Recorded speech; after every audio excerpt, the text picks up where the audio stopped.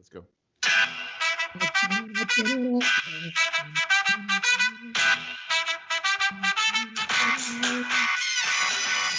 Hello and welcome to another Woodshop podcast with Mike Coffey of Coffee Custom Builds, Daniel Dunlap of Daniel Dunlap Woodworks, Peter Kapar of Petrie's Workshop.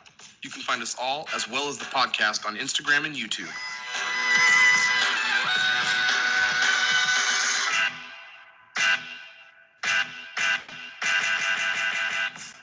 Welcome to episode 24 of another Woodshop podcast. Hello. Yeah, we're the Threes Company of podcasts.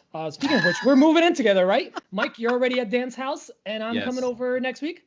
Yep, we're all gonna be. You and me will be sharing Dan's basement. Now, I have a real question for you guys. Yeah, who's the guy? Me.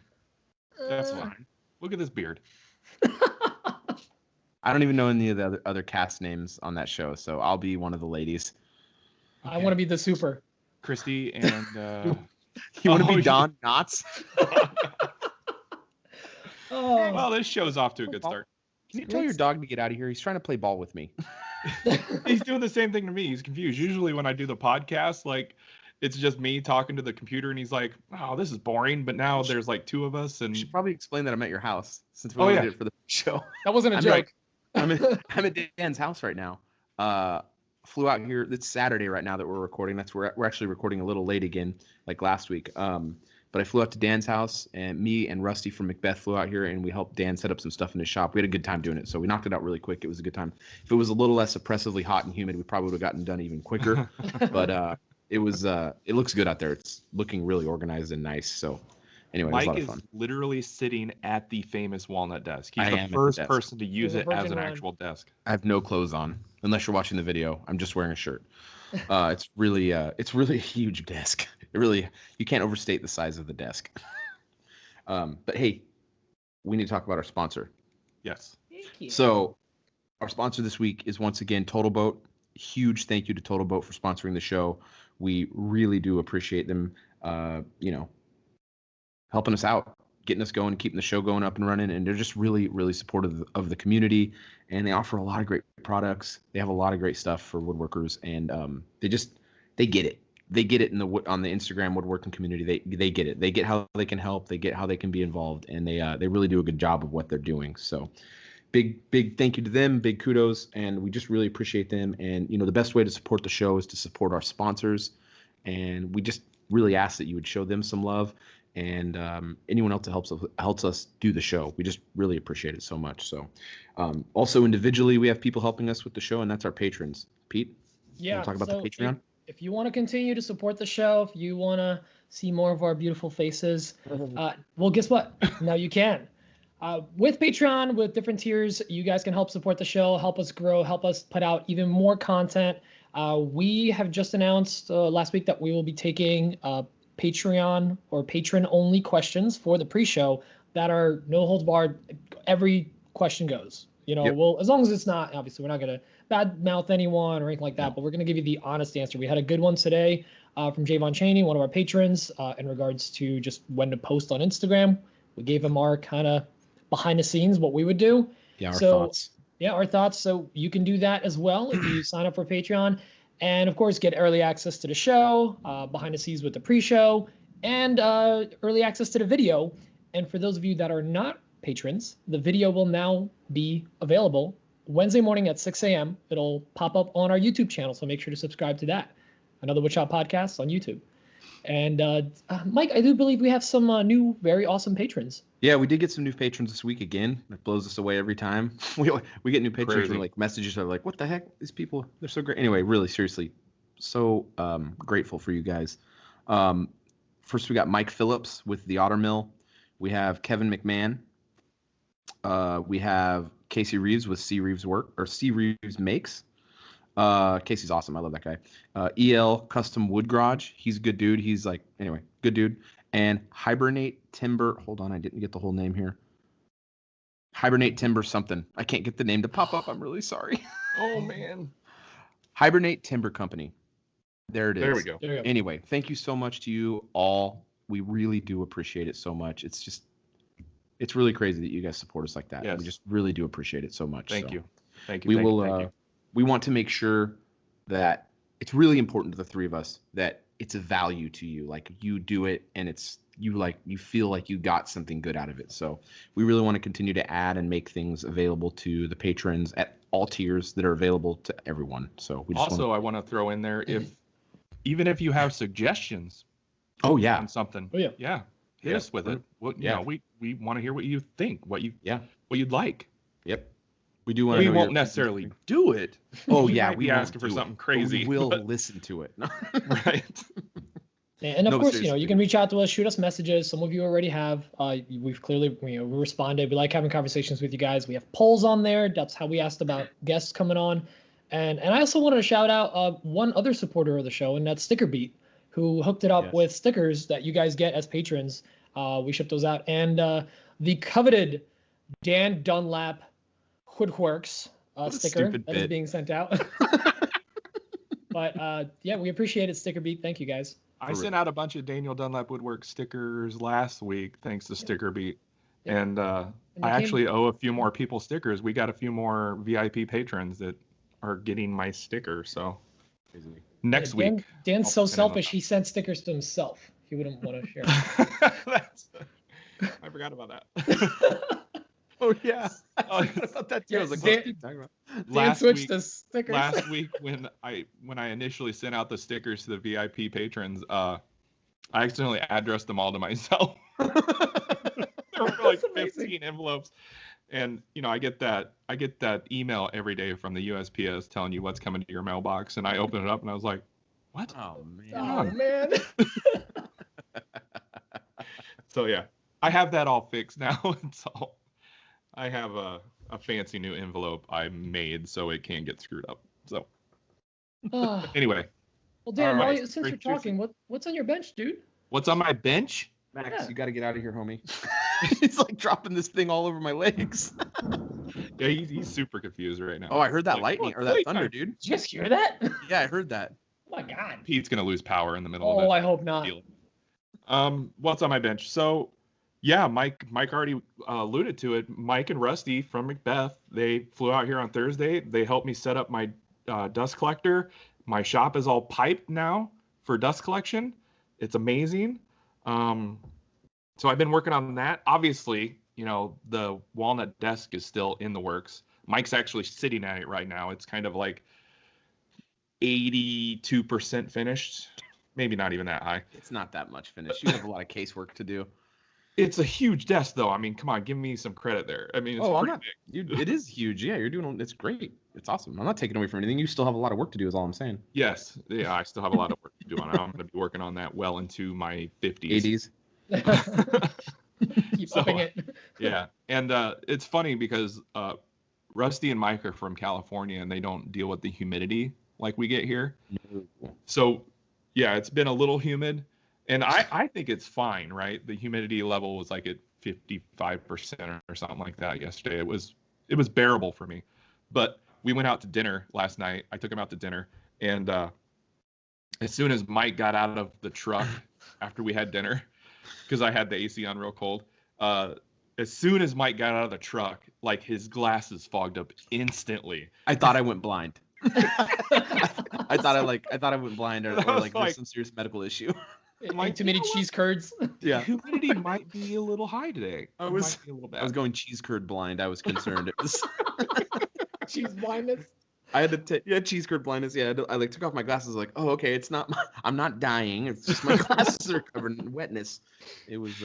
Anyway, we've had a great time the last few days. I really appreciate these guys being here to help me out. And Rusty's currently out in my garage, my shop right now, just throwing stuff out, and I'm having like anxiety fits right now because I may or may not have a problem. Mike may allude to that when he talks about what's on his bench, but before he does, I want to hear what's on Pete's bench. My bench, well, it's a very large cutting board. Yeah. Is that what's behind you right there? Yeah, that's actually the massive thing that's behind me. It's a top. I thought that was like a desktop or something. It basically is because we have this large, like 2 foot by 3 foot cart, like a very kind of surgical looking cart. It's a kitchen cart. So we just wanted to put a nice top on it. So that's for that. You mentioned that last week. Yeah. Well, I finally glued it up. Awesome. And I've been making jigs anytime I have some free time for the French cleat wall. So I've been putting stuff up on there, and I've been battling with my technology at home. My computer was having some issues, so I was fixing that, and I've been tuning my printers. So they're both actually good now, good to go. I'm back in production, so that's all that's on my bench. Had a pretty slow week. Sweet. Mikey. It's been a really busy week for me outside of just flying out to Dan's too. I used Rubio monocoat products for the first time this week. I used their pre-color on that coffee table that I'm still working on. It's a theme right now with me and Dan is not finishing projects. I did their intense black over the legs, their ash legs, and it looks incredible. That stuff looks incredible. How does that? I'm sorry, I'm gonna cut you off a little bit. How does that compare to like an India ink finish? Does it look similar? I assume it feels different. It actually looks very similar. I think it's a bit more matted, and it has less of a sheen to it. The Rubio is more matted than. It's more matted than that, but it's darker. It's hard to. It's darker, but it's like more matted. It goes on way nicer than the India ink. Sorry, my daughter's coming in clutch. She remembered the what is it we were trying to remember live from Runza. Live from Runza. Write it down right now. Dude, that's awesome. Your daughter. Photo saved the day. Yeah, no, it actually looks amazing. I should have done some research. It's water based, and I applied it, and it popped the grain. So the grain is popped a little bit, and it's but the thing is with the Rubio, when I put the clear, well, it's black, but when you put the finish coat over it, that actually it really does. So my concern with Rubio has always been that you don't sand it to a high grit. Mm-hmm. But people always say, oh, it fills in the grain and it feels soft, which it does. It feels softer than it did. I still am not certain how I feel about the product because it at 180 or 150 with the Rubio on it does not feel nearly as soft or as smooth as a finish that I've put on at 220 or 320. It just doesn't. It doesn't feel as smooth. Now, does anyone else care? Probably not. Like someone you're selling it to or making I understand why people do it in like a shop where they're in production because it is a very fast application process. And, I know they're on walnut, especially that Rubio looks amazing on walnut. It really does. When I start this, and I'm a big Odie's fan. Like I really like Odie's a lot. I like Odie's because you can control it easier. It's thicker and you can get it into places. It doesn't run as easy. Not that the running's an issue because you buff off the Rubio, but like if I'm doing casework and I have to get into corners and stuff, I don't have to worry about it running and lapping over itself because you're not supposed to lap the Rubio over itself. You can't coat over previous layer of Rubio. It'll look weird and get a different color. So you have to really control the application process. So I see the value of the Rubio and the Odie's, and those are kind of the products I'm probably going to use the most. Like when I do my bed, it's all going to be walnut. When I do my bed, it's going to be Rubio for that whole project because it's going to be a lot of horizontal surfaces, at least when I'm putting on the finish. So it'll be real easy for that. I can see the value in that. So, but anyway, I'm excited for that bed project because Me too. I've got one I want to work on too someday in the future. I've got most of it designed in Fusion already, so I'm pretty excited about that. Nice. What's up, Pete? No, you actually reminded me. I found a finishing store. A place that just sells finishes this week. I totally forgot to mention it. A place called Abbott. Apparently they're all over Brooklyn, and they just opened up a place 10 minutes from here. One of the Merca reps actually recommended. They're like, oh yeah, we sell over there. They have a whole entire like small warehouse wall of general finishes, which you cannot buy anywhere locally. You can only order it online. So I can walk in there and actually get general finishes. I'm very excited to go in there and just kind of pillage and raid their shelf one day. I want to try it out. Well, at least if you need to use our word. I wouldn't know. Raid? He said raid. Oh. I thought he used a P in that word. Gentlemen, no. No, he said 2020, guys. Come on. I was like, raid. Whoa. Pillage and plunder. There you go. Pillage and plunder. As quick as possible. Very excited to try out some of that stuff because I've been meaning to pick it up and I can actually sample it there. They have a very knowledgeable staff, so I'm super stoked. Finally found like my Macbeth locally that sells good stuff. Nice. I don't think it's that good. Not quite. They don't have tools.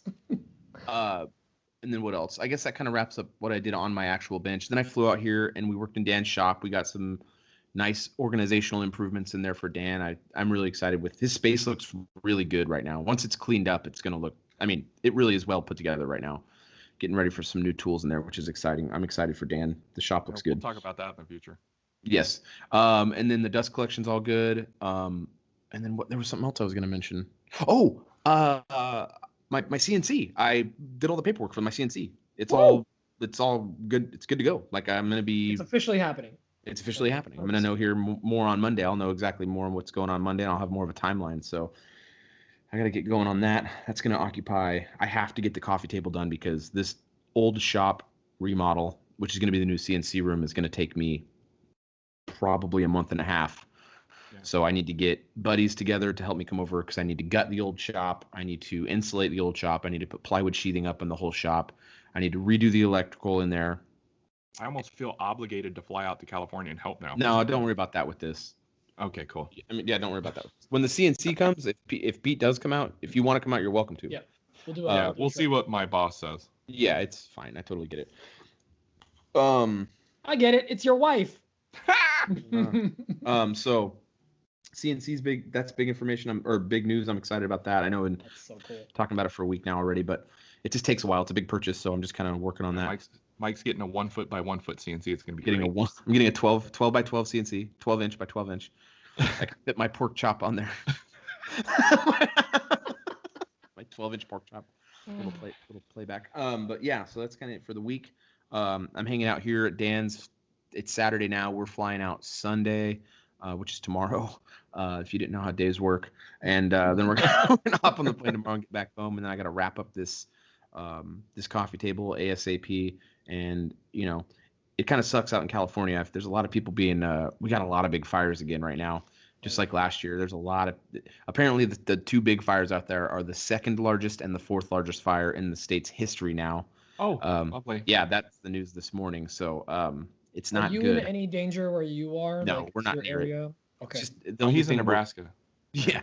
No, the only thing that's an issue right now is the air quality is really bad. So I was talking with my wife this morning, and I guess it's just it's really bad out there. So the AQI is like in the high purple, and it's like a 240 range, which is really bad air quality. Like they don't want you outside at all. That's hazardous level air quality. Wow. So yeah, that is not good. All jokes aside, that's not. It good. Sucks. I feel bad I hope for everyone's safe. That. Yeah. So that's it for my week. I feel like there was something else that I'm missing, but who cares, I guess, at this point. Oh, I did release a new YouTube video today. Video. It's doing good. I'm really happy with it, so we'll see how it does. A really good edit. Thanks, man. I appreciate it. I really like that style. I'm starting to really like that. So that's it for that, I think. I mean, do we have anything we can make fun of Pete about so we can laugh a little bit? Or not yet. They'll work it into their questions. We haven't brought up the new thing that we talk about. Oh, Pete's deep V's? Oh, yeah. It's a thing. Well, we're not calling them V-necks anymore. They're just Pete necks. Pete necks. Oh, yeah. I'm all about the deep V. You know what we didn't talk about? What's that? Is how messy your shop is. Oh, see? I was hoping we'd skip right over that. Guys. We're actually not taking questions today. This is the entire show. Listen, I can't overstate how much wood is scattered all. How much wood could a DD chuck? Yeah, DD could chuck wood. He can't, and that's why there's so much of it. He can't chuck any of his wood. So there's like extension cords and air hoses and offcuts all over in his shop. And I'm like, I like things being clean. And Dan clearly doesn't care that much. And it was like I walked in and started having like slight anxiety. I was like, how are we going to do this? I didn't realize it was going to be this bad. But really, we spent like maybe an hour organizing stuff, and it makes it look so much better. So like an hour of cleaning is going to make it look even better. So yeah, like I said, Rusty's out there right now throwing stuff in the back of my truck. Yeah. I'm going to have to make a dump run apparently. It's bonkers. You're gonna go out there and there's gonna be like your joiner and planer are gonna be in there. Probably. But anyway, things are all that. It's been a lot of fun. We've been having a lot of fun with it. So, I guess we got anything else before we jump into questions here? Nah, we should probably roll into questions. Got some yeah, good let's get into these right now. So this first one is from Adam. I don't remember what his question was about, but it's about woodworking. Hey guys, this is Adam from Adam's Custom Made. Just have to say you're the best trio on the internet, by the way. But I'm curious, what do you consider as far as offcuts? How do you decide what goes in the burn pile and what stays in your shop and why? I'm gonna take this one first. Thank you. So basically, anything Dan has, I actually, basically, if it's a softwood, I don't even consider it saving an offcut from it. It goes straight into my burn pile. If it's a hardwood, I look at it and go, can I make a coaster out of this one piece of wood? And if I can't, I burn it. I can't. If there's something that I can't for sure make out of that one piece of wood, then I can't keep it because it takes up space in my shop and I need to move around as fast as I can and keep things going. So, that's the thing I've adopted in the last few months where it's like, can I turn this one piece of wood into anything, the smallest thing possible? And if it's no, it goes right into my huge garbage bin. So, Dan? See, that's my theory as well. Nope. That's how I approach last time things. You made a coaster? It's been a while. It's been a minute.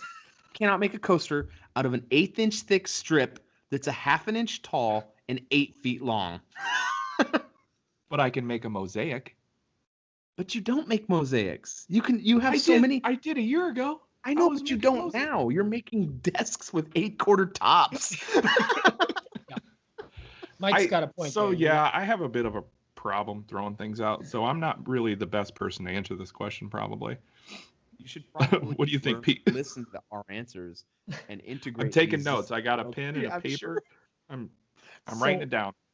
For me, one of the best things I ever did for my shop was actually getting rid of my rolling lumber cart, because it just like, this 8-inch piece of walnut that's 1.5 inches by 1.5 inches. I'll save it for something. Oh, I'll turn it one day when I have a lathe. So many pen blanks. Yeah, so many pen blanks. And honestly, once I got rid of that, I went through all that stuff. I didn't realize how much plywood and random offcuts I had of that in there. Just threw it all out. And as far as like softwoods go, the only time I keep strips of softwoods is if they're consistent and I can make stickers out of them for putting in between slabs or wood that's drying. That's it.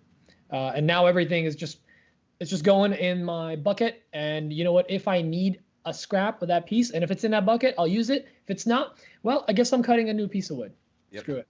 It's not worth the time. It's not worth the time. How many times do you end up moving these things around when you could spend that time cutting wood or doing something productive?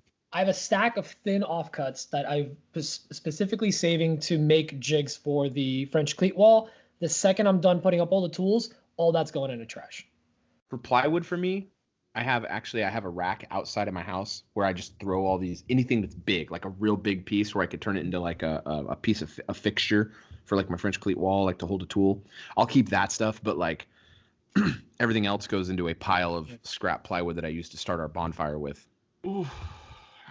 So, I mean, Dan, it's you plywood. okay? You sweating? You okay, Dan? I'm okay. It's plywood. It's plywood. You can make so many things out of. Okay. But when you don't actually make things out of it, it's wasting space. If you're like, it doesn't matter. We're not going to change your mind. The point is Dan's crazy and he needs help. So we're going to go on to the next one. This is from John Grubb. He's one of our lovely patrons. He has a question about woodworking. Hey guys, it's John from Grubbmake here. Love you guys. Love the show. Libbity blobbity, slab this mahogany down. Good stuff. Got a woodworking question for you here. When it comes to bigger projects, like physically bigger projects, tables, workbenches, things like that, is there any tools, software that you guys use to make sure that things are going to be like structurally sound? Make sure that you're not going to have any sagging, spans are too long, anything like that. I know Dan just built that big ass walnut table and had to make some changes because it seemed like it wasn't quite sturdy enough. Just curious what you guys do. Much appreciated. Take it easy, guys. Dan, hold on. Your dog is laying here and just ripped a huge gross fart. It's so gross. I saw you make a face and I'm like, oh no, what's going on? Oh, God. It smells so bad. I just heard. It's all those dang treats Rusty's been giving him, man. He's been giving him these chicken and sweet potato treats. They're actually treats made of other farts. All right, Dan. How do you calculate structural loads? I'm betting I know the answer. Go ahead. Are you talking to me or Pete? Yeah, for you. Fusion. I've been sketching big projects up with Fusion thanks to Pete's help. As far as structural loads go, I've just I'm gonna catch crap for saying this, but I've been doing it so long that I just kind of know what I can get away with and what I can't. And if I'm in the middle of a project like what Adam said, that was Adam, right? Oh no, that was John Grubb. John Grubb. I'm sorry, John. Like John said, I did run into an issue in the middle of the build, and I had to just kind of like fix it on the fly. So that's I don't use any software or anything. It's just kind of old school knowledge and just doing what I need to do on the fly. What about you, Pete? For me, yeah, same. Fusion, and I guess like for certain things, it's just common sense. If it looks like a long span, you know how a lot of these materials are going to behave. If you're doing it long enough, and depending on what material you're using, you built the desk out of 8/4, right? It's not going to sag much. It's not going to sag. But if you were using like plywood with walnut veneer and put an edge on it, like you got to support that with something. Right. So you kind of think about the material you're going to use. But as far as a large thing, mainly just for the cut list and kind of visualizing it, you need some kind of drawing. So for me, it's Fusion. What about you, Mike? I don't use any software. I'm probably not a great resource for this. So, I mean, I think you just kind of look at things and you can kind of tell what's going to be an issue over time. You just kind of research things. But I think we've kind of discussed this before about load calcs and stuff. Yeah. We kind of brushed over it. There's not a whole lot out there for wood. There are resources. I mean, you can look at like what 2x4s and construction grade stuff will be able to support over lengths and distances. It's called load calcs, but there's not a whole lot for this stuff. But I'm sure that there's engineering software you can use. But it just kind of seems like one of those things. It's a huge investment where you could probably just learn it like just over time and just using the product. So the answer is no, I don't use something for that. So I think we can just kind of blast past that one. I think it's a great question. Yeah. But I don't think none of us have terrible answers. Yeah. It's hard to calculate like loads and like the stresses. I mean, all right. So if you really want to get into it, if you are good enough with Fusion, it does actually have a structural integrity and flex, basically testing. It'll literally take your model of a desk or whatever and apply stresses and weight to it over time to show you, and it's going to highlight in blue or red or green, depending on how big the stress is. If you really want to get into it, yes, you can do it. But in most cases, you're not really going to run into something that's like a structural thing. I don't know. Yeah. You're building furniture at most, not, making buildings. Yep. Yeah. Okay. So this next question is from Lee. Lee is one of our patrons as well. Here's Lee's question. Hey guys, Lee at Regal Street Woodshop. I'd like to start using a spray gun to apply my finishes, but my experience with finishes ends at black foam brushes. Just hoping you could talk about your experiences using a spray gun if you have any. Do you prefer air powered or electric powered? Which finishes you need to thin out, stuff like that. Can't wait to hear your answers. Thanks, guys. Pete. I'm going to start because I don't have an answer. I'm actually curious with the exact same thing. I have a sprayer and I don't use it enough, so I'd like to know what you guys think. So, Dan, go. You spray the most. I definitely prefer electric power. I mean, if you use air power spray, not only do you have to have a big tank for that because you need something that can keep up with the amount of air you're evacuating, but you also have to have filters in place because air compressors will build up condensation and you don't want that mixing with your spray finish. So you have to have all that in place. I've used the Fuji sprayer in the other shop I used to work at, which is a really nice sprayer. We sprayed a lot of lacquers with it. I've used a Wagner HVLP sprayer, and now I currently use a Homestead HVLP sprayer, which I love. That thing is great, and I spray a lot of water-based finishes with it, and it is so simple to use. I love it. If I can use that over brushing on or something, I will choose that 100% of the time. But sometimes it's not possible. Sometimes you have to do like a wipe-on finish or a Rubio or something. Now, are you but cutting I love it spraying at all? finishes. Are you cutting What's the that? finish at all? Are you cutting it in any way? No, not with that Home Right. No, I use water-based polyurethane straight out of the can. Just dump it in. It's a great sprayer, and I'm not saying that because they're paying me to say it. They did send me one, but it is a fantastic sprayer. I gave my old Wagner sprayer to my neighbor because the Home Right is so good. I'm actually thinking about getting a second one just for using different finishes. What about you, Mike?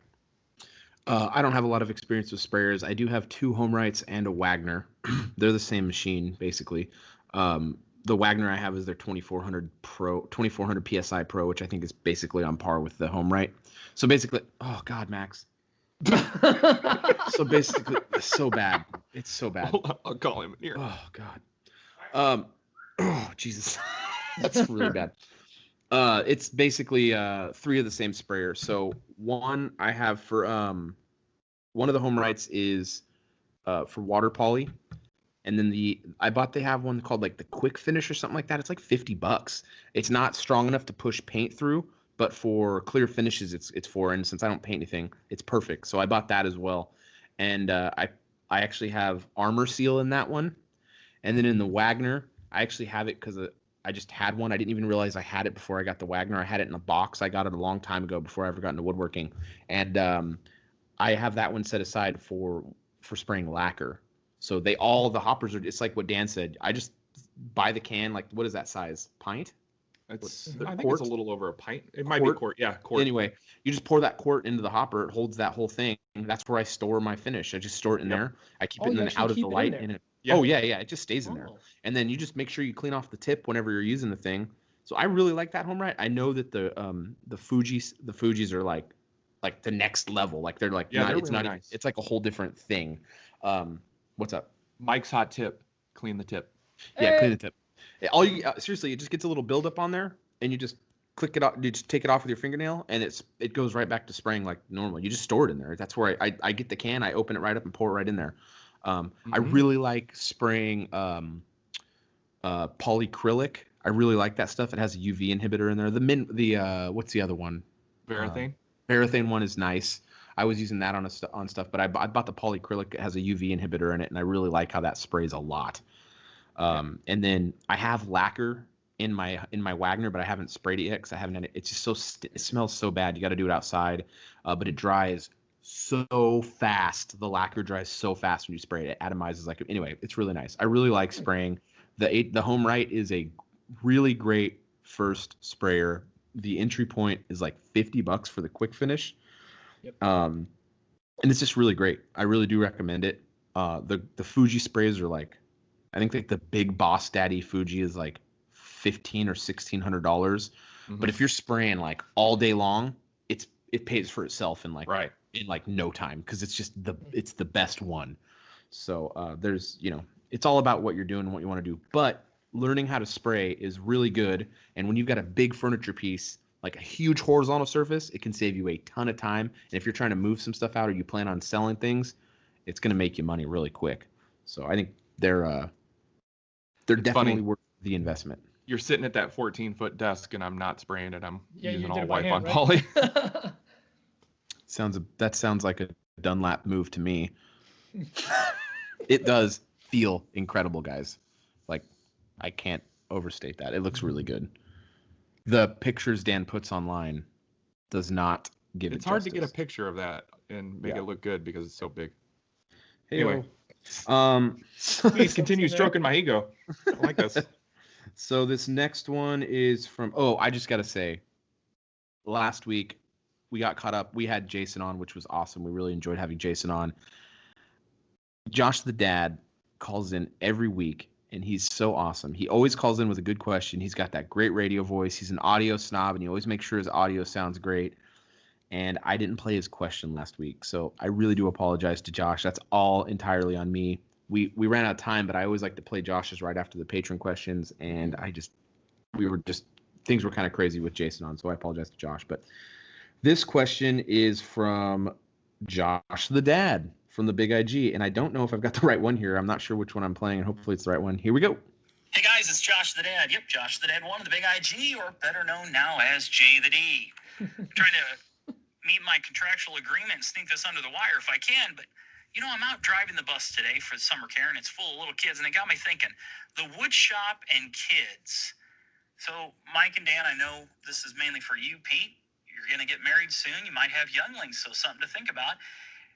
Mike and Dan, your kids, do you bring them out in the shop? And when you bring them out in the shop, what are you doing with them? Are you having them help you? Are you trying to teach them things? Or are you just bringing them out and letting them play in the shop? So just want to get your perspective on the whole kids in the shop and being that good role model as a dad for them. Hey, have a great week. Stay out of trouble. Dan. So last year when I was doing all those mosaics, the pieces of wood you guys want to throw out, I actually brought my kids in the shop with me, and we worked on those mosaics together. And there's actually a bunch in my house here of mosaics that my kids built. They were super into that, but with doing big client projects, I'm not going to bring them in the shop with me. Not only am I dealing with heavy pieces of material that could really hurt somebody if they fell on their foot or something, but this is stuff that people are paying me a lot of money to do. Yeah. So I gotta control every bit of it. And other than those mosaics, my kids really have no interest in being out there with me, which is kind of unfortunate, but maybe someday I'll get back into the mosaics thing. But when I do that, I won't have any more wood to use. Maybe if it wasn't an obstacle course maybe if it wasn't an obstacle course to go around. Maybe that too. Yeah. What about you, Mike? Do you get your boy out there? Yeah, Jack actually really likes coming in the shop, and it's kind of always been like he comes out there and he likes like getting onto my outfeed table and just playing with offcuts and like turning them into like a town or whatever. And he kind of just does whatever. And he just likes being out there when I'm working. And he has his own earmuffs. I put his earmuffs on him because the tools get kind of loud. So he does that. But lately, like the quieter tools, like the drum sander especially, he loves having me feed stuff through, and he grabs it from the other side and runs it over to me, which I think is so fun. Like cool. I love having him out there. Like he's like, Daddy, let's use the big. He calls it the big saw, but it's a sander. He doesn't know. So he says, let's do the big saw. Everything's a saw out there. So we'll do that tool, and then what's the other one? Oh, he loves I have that little baby bandsaw. He says, hey, Dad, let's go use my bandsaw. He thinks it's his because it's small. So he says, Dad, let's go use my bandsaw. So I legit love having Jack out there. It's like I just love it. It's so fun. Even if he's just playing on my outfeed and I'm doing stuff, if it's quiet enough, it's just like the best. I love having him out there. The thing is you can't like force it with kids because they'll hate it. So like if your kid doesn't want to come out, then you just kind of be like, okay, that's unfortunate. But if your kid does, you just kind of want to let them do what they want to do. That's my opinion. I don't know. No, that's accurate. Parenting, I feel. But I mean, you don't want to be like, hey, come work on this with me, because then they're gonna be like, oh, no, that just makes it not enjoyable. It's like broccoli. You just have to, if they like it, cool. If they don't like it, just don't force it on them. But yeah, it is okay. So it's but yes, Jack gets out there and it's pretty great. So I love it. I don't want to say, hey Pete, we're gonna skip you, but we're gonna skip you on this one because you don't have a kid. It's not an attack. No, but I will add something. Pete's daughter comes out there and works with him sometimes. There's the running joke. No, but I teach kids at the woodworking school. True. Good point. Insight. Yeah. So usually it's the age group I think is around like 9 to 15 is the age group. And basically the way I like to approach it with them, because it's usually 4 to 6 kids. You can't be hovering over each one of the kids. So I've had to learn to just kind of trust.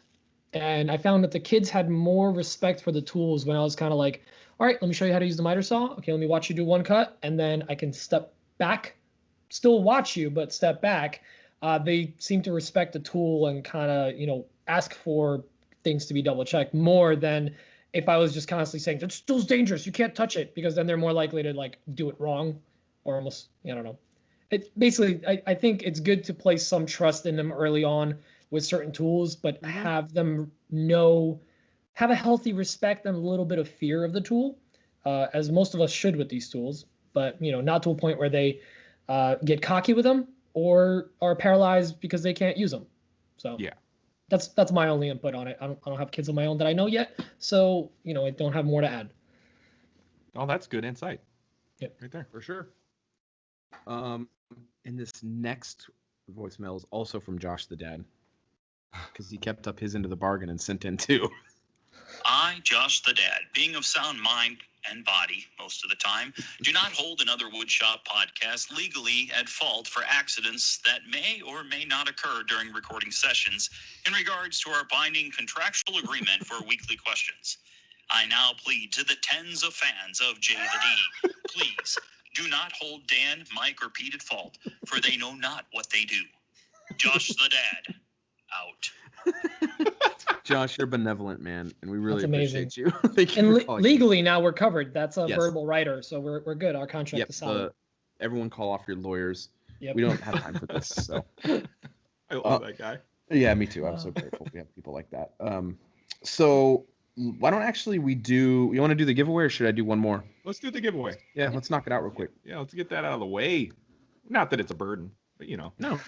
Okay, so this past week we were giving away, thanks to Macbeth, sponsored by Macbeth. Thank you, Macbeth. Every week, Macbeth sponsors these giveaways, so big Thank shout you, out to guys. Macbeth. So we gave away a 1-gallon Tight Bod speed set, $30 value, and the pump, which is another $25 value. So it was a pretty dang good prize. We had a lot of entries. I think it might be the most entries we've had so far.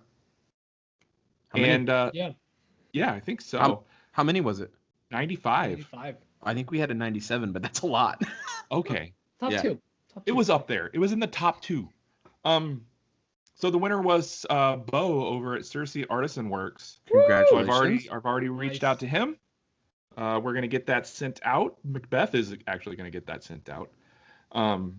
They don't trust us to send out these things. I wouldn't. Yeah, don't trust me. I can't even especially. play the correct voicemail.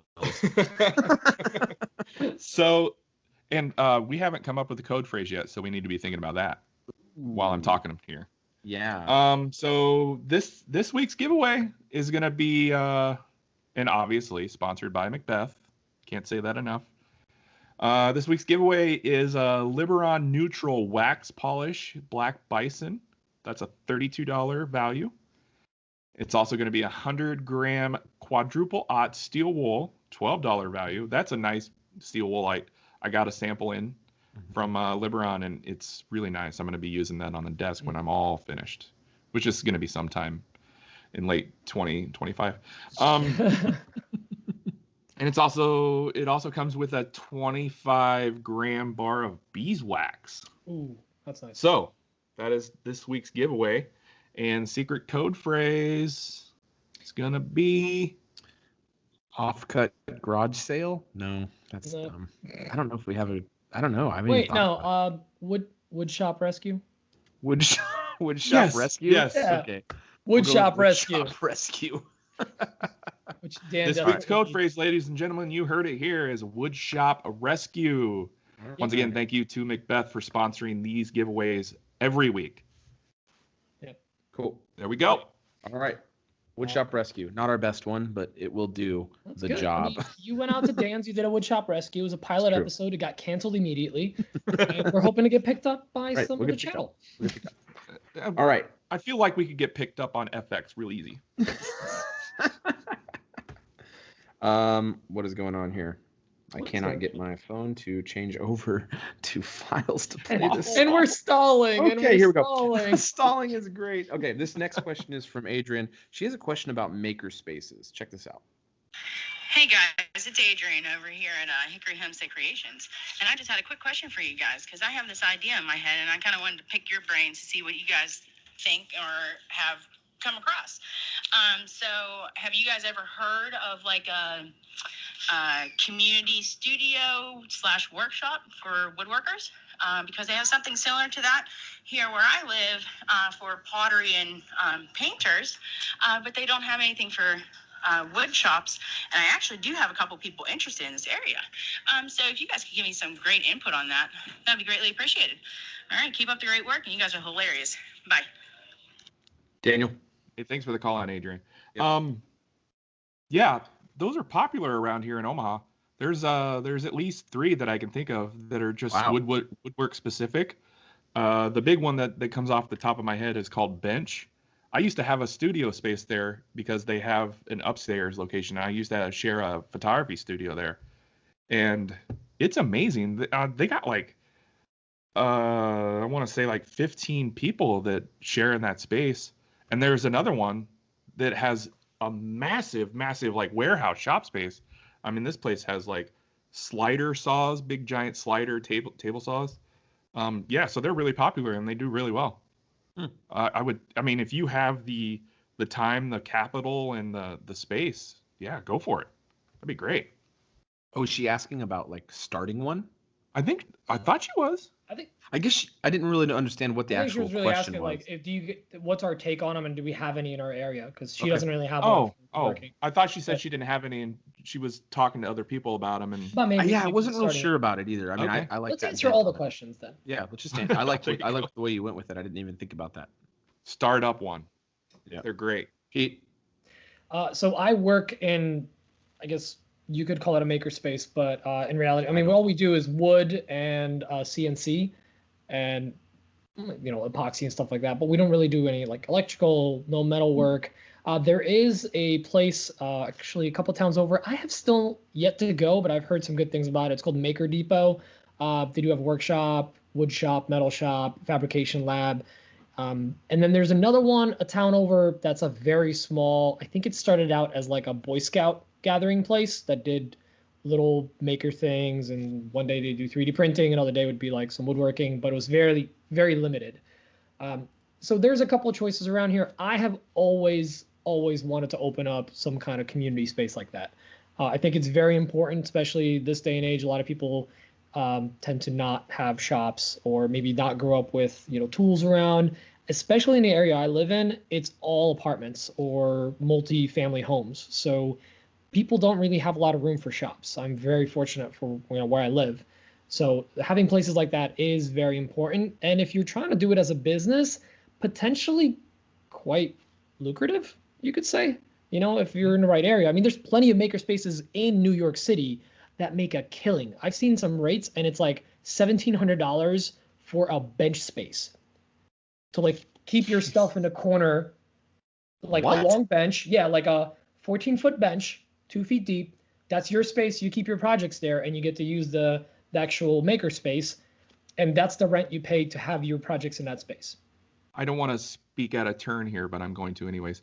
One of the big wood shop shared wood shop spaces here, he's always like advertising on Craigslist and stuff.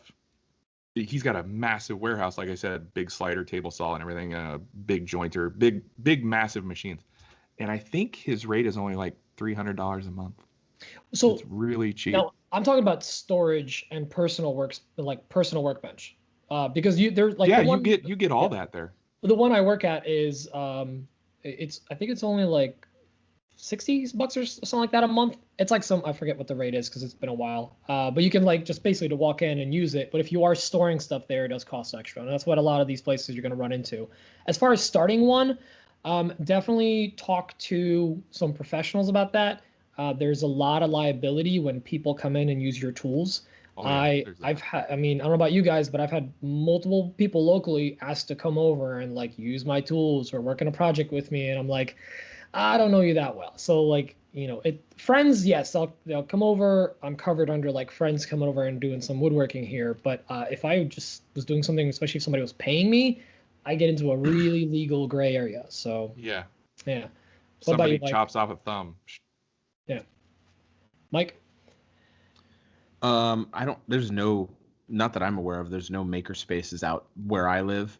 It's nothing I'd even heard of until I heard people talking about it on different podcasts, or on Instagram. I don't really know. I mean, it's not really like a densely populated urban area that I live in. I mean, it's kind of, I'm in the foothills out where I live out in the Sacramento Valley, but I don't know of any in Sacramento. There may be some, but I really don't know of any. Also, like the idea of starting one, like the liability freaks me out. Like you guys just said, like you got to have like some. I mean, you're bringing people in who don't have these tools, which kind of implies they aren't familiar with these tools, which kind of implies they don't know how to use these tools. And if they're going to use these tools and they're yours, it's a huge liability thing. Like it's just so freaky. Like that's the other thing. It's your tools. Yeah, it's your tools that other people are using. They're not going to show their same respect to those tools that you would because they're yours. If I ever opened up a space, it would not be my tools in there. I'd have my tools at home, and it'd be shop specific. Like, first of all, saw stop. But if you own it, you're still liable for the outcome of someone getting hurt, is what I'm saying. Yeah. I'm not talking about them like treating it poorly. I'm talking about them cutting their wrist open or cutting their foot off or some super crazy thing. I don't know how they do cut your foot off on the table saw. It's a really tricky high kicks in a bandsaw area. So it's just like those things freak me out. But opening one, I mean, sometimes you think you know people, and then they get hurt on your property, and things change your relationship with them, and they become a different person. So it's just kind of, I get people, like Pete said, people on here saying, hey, I'd love to come check out your shop. And I know like overall intentions are good, but I got to be like, I can't just let some guy or gal from the internet come to my shop. I have my family there. You just can't. It sounds great, and I know like overall like the intention is good with people. They just want to see the shop order, but I can't be like, come on over to my shop. I don't know you. We've had 4 conversations on Instagram. Come on over. Can I just point out the irony here? A hole in my backyard. Yeah. Well, I've known Mike is a guy from the internet sitting in my house recording. We've known each other for like a year, and we've met before. Like it's different. While his friend is loading up the back of Dan's truck with Dan's stuff, about to drive away. I just met Rusty. I don't know this guy. Anyway, the point is it gets a little like dicey. You're like, hey, I don't know, you can, I mean, someone you talk to in DMs on Instagram, right? You don't know that person, like you don't really know that person, and it gets kind of real dicey, So it's just, but anyway, in terms of the makerspace stuff goes, I think the idea of them, it's like, man, that's so cool that people who aren't sure about. Because woodworking is really expensive. Like it's a really expensive hobby, and the tools are so pricey. And if you're getting into it, it gets really. It's a high cost of entry. Well, it's not even that. It's not even just that. I mean, you can get all the hobbyist tools for cheap, but as you like start to get past like, oh, this tool isn't going to work anymore, or it keeps breaking down, it's crap. You start looking at the expense of some of these tools. It gets really disheartening. You're like, man, I'm never going to have those tools. And the idea of a makerspace where you can pay, I don't know, about $1,700 a month. That's insane to me. I don't know why anyone would ever. Manhattan and Brooklyn. That's people. You can buy every tool. I mean, I know this. I know it's like real estate. No one has the space there, so it's just like that's literally all it is. Yeah, that is. I mean, I get it, but I also just move at that point. But but it's like you get this opportunity, you pay like a couple $100 or whatever, and you get to go to this place, and you don't have to store the tools, you don't have to clean up the mess. Actually, I don't know, maybe you do have to clean up your mess. I actually don't know the rules on those things. You leave it better than you found it is the rule. Is that the rule? Okay, well, so I mean, you get to go use these tools that you would normally cost you a lot of money to get a hold of, and I really like the idea of them. So I'll stop rambling on. I don't know much about them, but I just think that I personally I want to open one up in the future. That is one of mine and Emma's goals, like a hard goal that we have. So we'd like to do that eventually. Cool. Thank you for asking a question. That was great. We're already at 54 minutes, so let's jump into these next questions real quick. Let's knock it out. Yeah. Hey, what's up, guys? Annabelle with Taurus Workshop. My question for you all is, what strategy did y'all use in obtaining or upgrading your shop with tools? Did y'all just take the hit and invest in tools that would increase efficiency in your work, or did you take it slow and save up to a new tool using profits from work that you're doing? I'm currently looking at the Festool Domino, which will help a ton in efficiency and diversity in my work, but I'm hesitant to drop the money now, but also feel that I can progress with my woodworking if I did have it. Let me know what y'all's approach was like. Get tools over time as needed, or make the investment now and hopefully increase your productivity and get more work to pay for those tools. Anyways, thanks, guys. I don't think it's a good idea to like take out a huge loan like out of the gate and get a bunch of tools. I think it's just a bad idea. It's going to be bite you in the butt really bad. I think that kind of at any level of woodworking, there's a slow build up. There, you start out with, even if you go to a trade school to be a cabinet guy, you're going to go work at a cabinet shop as like an intern or as an apprentice, and you're going to actually start working there with no tools. And then after a few months, you're going to have some tools. And then after a year, you're going to have a few tools. And then you're going to have a few more tools. And then eventually, you're going to be going on your own. And at that point, you'll have the tools you need to get the job done. And then after a couple of years, you're going to have the tools that make you get the job done faster. And all these upgrades get you the job done faster. I really believe in investing in those tools with the money you've made from those tools. I also believe that if it's something you just enjoy doing, I think it's okay to spend money on something you love doing. I know some people are just cheap and don't want to spend any money on stuff. I don't do this full time. I'd like to do this full time, and that's what I'm working towards. But even if you just do it as something that makes you happy, I think there's nothing wrong with investing in your own happiness. Because why work all day, every day to not spend money on yourself? Because taking money to the grave does you no good. Like, if you die with a pile of cash, you've wasted your money, in my opinion. If you spent your money during your lifetime, you've enjoyed your money, and that is the best way to have your money, is to spend it and enjoy it on yourself. So I want to end up, when I die, have my bank account balance just hit 0 10 minutes before I die. That's my goal in life, is to spend every single penny I ever make up until the minute I die. That's what I want to do, because that's how I do my life. But for a business strategy, I think that you need to buy the tool. If you feel a tool is going to take you to that next level that you want to go and can realistically progress to, I think you're a fool if you don't do that. I think that you're going to be investing in your productivity. And when you invest in your productivity, you can get projects done faster. And when you can get projects done faster, you're going to make more money. And when you make more money, you can buy another tool that makes your projects go faster, and you can make more money. And then and it's this cycle, you keep getting this tool that makes your projects go faster and make you more money. And eventually you just have this crazy shop, and you're like at peak efficiency over in a 5-year period, and you're just killing it. That's my approach to it. Pete?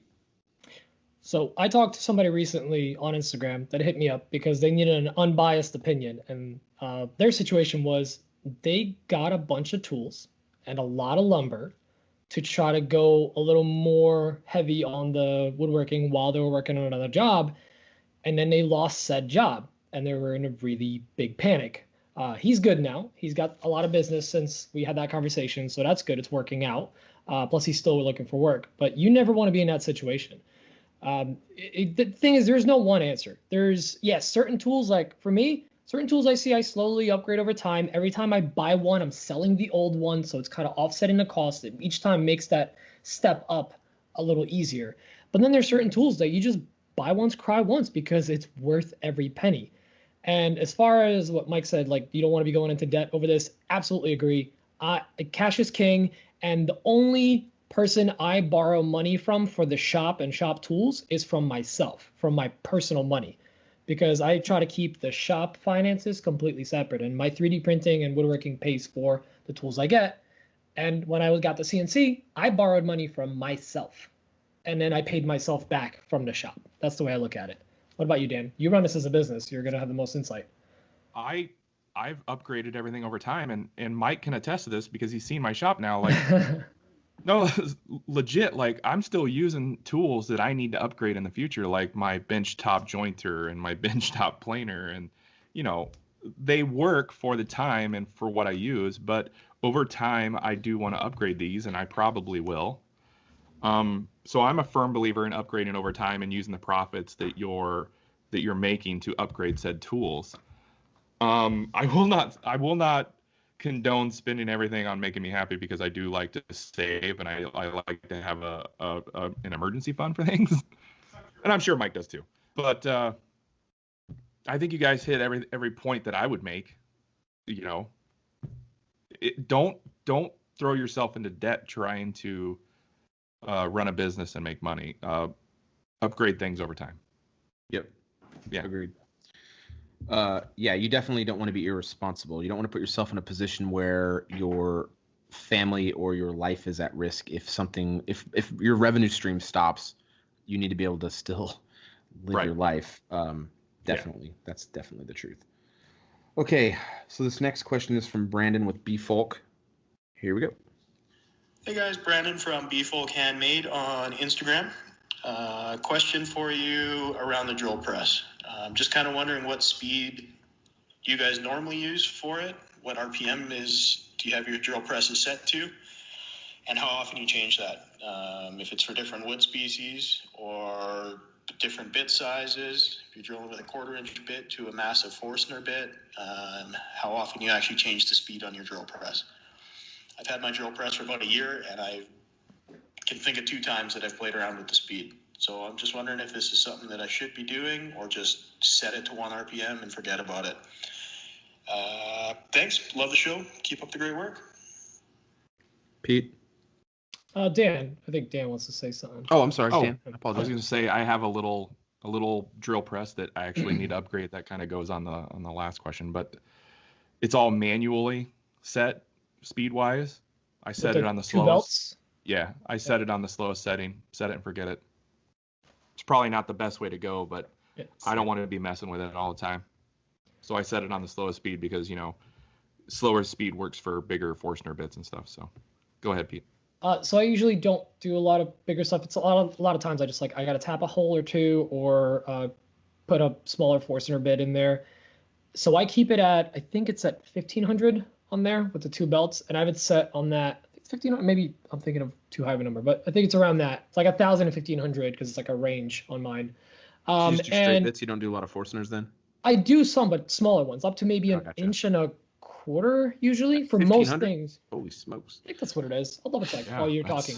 That's super high. But anytime I'm doing a lot of repetitive stuff, I will actually kind of, or if I'm working with something like, all right, I have a lot of wood that might burn, or a lot of maple, or if I'm working with any kind of metal, that's when I will change the belts. But I like to keep it at something a little faster, but nothing that like it's spinning like mad. Because that's kind of on my drill press, that's the middle of the road, that setting. So that's what I keep it at. What about you, Mike? I have a new kind of fancy one now, but when I had my older one, I would definitely, I just went on Google and I Googled Forstner bit RPM chart. And I just printed it out and I had it next to my chart or next to my drill press. And I actually still have that same chart because I still have to adjust my current one. But it tells you like if it's softwood or hardwood, and depending on the bit size, it tells you what RPM is your optimum RPM to not burn out the bit and to not mess up the wood. So I always change it. I usually keep my drill press at about 250 to 300 RPMs is about where I keep mine. And that's where they recommend for anything like 3/4 of an inch or up, and it goes down even less below that. I mean, my current drill press can go down to like 100 RPMs. Damn. Wow. But 250 is where I keep mine kind of now because most of almost everything I do is Forstner bits, and almost everything I do is over 3/4 inch because it's mostly for like hogging out material. Yep. Or setting like a flush for a bolt head or something like that, or recess for a bolt head. So, but mine's usually around 250 to 300 because most of my work is hardwood. I almost never work with softwood. So that's kind of where I keep mine. You do want to do that. It will burn out your bits, and Forstner bits are not cheap. So you do want to adjust them. Keeping it slower is good. But like if you're doing like a straight bit, like a Brad point bit or whatever, you can run those pretty high, like 1,000 or 1,500 or something like that. But I just usually do that with my hand drill. If I'm doing something quick, unless I need it to be precision, then I'll use my table. But yeah, I try to keep mine adjusted as much as I can. Even when I had the pulley system one, I would change my belts around. So yeah, and I confirmed on mine it's at 1250.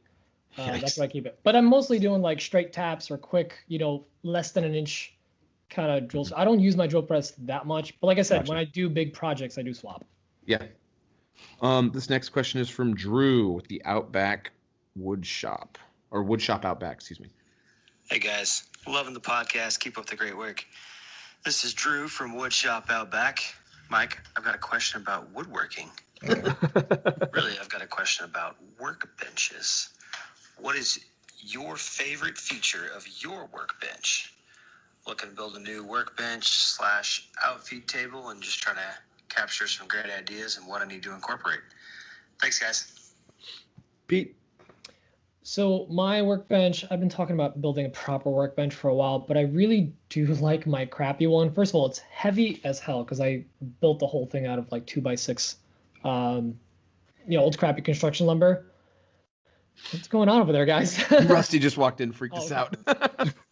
But the one thing I really like about it, it's made from like this. The top is plywood, and then on top of it is an old, like, basically like a school table, like a bunch of laminates. But the top of it is shiny and reflective, so nothing sticks to it.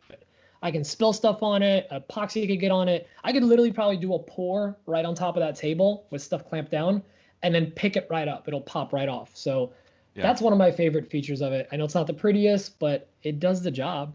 It's pretty good. What about you, Dan? I have the same feature with a melamine top. I love being able to just scrape glue off of it. But to go a different route, so I'm not repeating what Pete said, I like all the storage I put into my workbench, and I have a video on YouTube about it, by the way. Go check it out. But yeah, TikTok. I added a bunch of TikTok.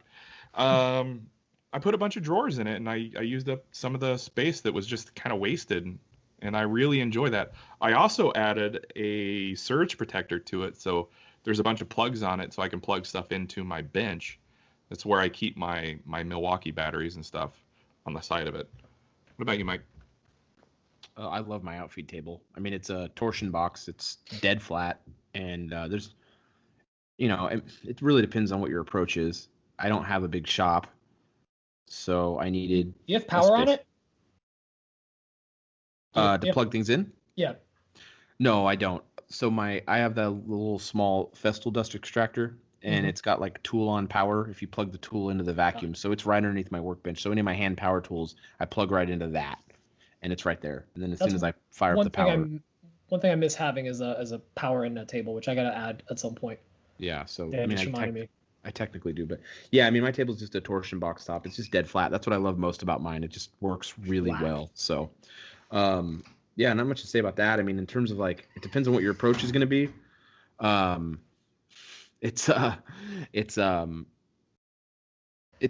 just wanted a big space. I like horizontal spaces, and I just wanted a big horizontal space in my shop. So it's 5x5, right? 5x5, yeah. That's a nice size. It's big. It's nice. It's center of my shop. So, that's our second to last question. Let's get to this last one here. Yeah. This is from the Rooster Shed. Hey guys, this is Sean from the Rooster Shed Workshop on the Big IG. Just want to say your podcast is great. I'm not a huge fan of podcasts, but yours, I listen to it every week and look forward to it. I have a very specific question for you guys. I'm in the middle of laying out my shop and setting up the electrical, and I have a 10-foot wall that I want to put my miter station on, but I want to make sure I optimize the space and put the miter saw in the right spot so I have the most cutting ability and not restrict myself. What's your guys' opinion on, say, the location within that 10-foot wall? Keep up the great work. Thanks. I'll jump on this one. We were kind of talking about this. We pre-listened to all the questions, but we were kind of talking about this. I did it right in the middle, 4 foot by 4 foot, and I wish I hadn't. I kind of wish I had done mine offset so that I had 6 feet on one side and 2 feet on another side, because usually I'm not cutting wood in half, and especially if you're in a 10-foot spot, you might want to offset it a bit, because you're not going to be cutting everything down to 5 feet every time. And if you have a 10-foot stick of wood or an 8-foot stick of wood, if you put that 8-foot stick on there, you're only going to be able to cut down 3 feet off that thing. So you really want to be able to cut offset on that piece of wood, if that makes sense. I hope I'm not really explaining it. Am I explaining this well? No, you're explaining it well. Okay, yeah, all right. Yeah, you are. But yeah, I think you should offset it. I would say like 70-30 or 80-20 or even 60-40. So that's my thought on that. Dan? I agree 100% with Mike. I made my miter station, and I put the miter saw right in the middle, and I really wish I wouldn't have done that. And maybe someday in the future I'll fix it. But yeah, I think you should offset it for sure. What about you, Pete? I was thinking the same thing. I would have just put it dead center, but you guys brought up the great point of putting it off center. I have a cart, and I just put little like stands on each side if I need to cut something larger. But I'm also wondering if this 10-foot section is near the garage door, if you can actually outfeed that way as well. So that's something to consider. If you can put it in a location where you can actually stick out lumber further if your garage door is open or something like that. That's a good point. That's exactly where mine is, and it's set up in a way where if I open the garage door, things can go out the door. Yeah. And mine is too. but I still wish that mine was offset more the other way because absolutely. Well, 10-foot board if you're cutting 2 feet off. I can cut a 10-foot board. I have the you space. But the thing is, I'm almost on never you, right? cutting off more than a foot or two off the end of the board. Like realistically, I'm just not.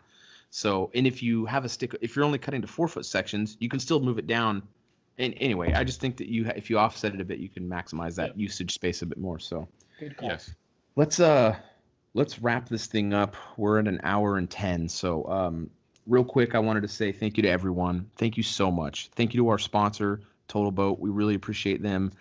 Thank you to Macbeth for the giveaway every week. We really appreciate them very much. Thank you to Stickerbeat for helping us with the media marketing stuff, with the print media stuff. We really appreciate them. And of course, thank you to our sponsors. And overall, thank you to everyone who listens. Thank you for all the sharing of the show. We really do ask that you do that. If you're not a patron, that's not a problem at all. If you just help with sharing the show, it really helps the show grow. If you like the show, tell people that. If you don't like the show, keep it to yourself.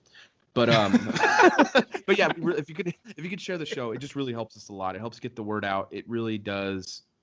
People do listen to other people's recommendations on things, and it just really helps us out a lot. So, also 5-star reviews on the iTunes. We really appreciate it. And then your voicemails. The audio quality keeps getting better every week from everyone, so please keep sending in those high quality voicemails. It doesn't have to be a question. It can be go back to something we talked about before. It can be a topic thing. If say, hey, can you guys just discuss this? It doesn't have to be a question, but we do want it to be sourced from the community. That's that's to us the most important thing, is that the content in the show is based around what you guys provide or your thoughts on things. So if you have a voicemail, if you could send it to anotherwoodshoppodcast@gmail.com, record it on your phone in your voice memo app, or if you want to call in, you can call in at 754-CALL-AWP. Pete probably has the numbers. I don't remember them. Yep, 754-2255-297. Pete. And I think, am I missing anything else? Yeah, you will definitely want to check us out on, of course, Instagram, on YouTube, and TikTok, because that's blowing up. And make sure to now go to youtube.com/ actually, we don't have not yet a name yet. No, yes, but we're going to put the link in for Another Woodshop podcast. You will be able to watch the show 4 days after the patrons watch it on Wednesday. You'll be able to check it out. And if you want to see us take sips and stroke our beards for an hour, it's amazing. Riveting content. Look at his beard. Look at his beard. So definitely check it out there. Tomorrow. And again, big thank you to our patrons. Check us out on patreon.com/anotherwoodshop podcast. And a shout out to Stickerbeat for the stickers for our patrons. Thank you. Yep. Thank you. Thank you for listening. Love you guys long time. Bye. Love you long time.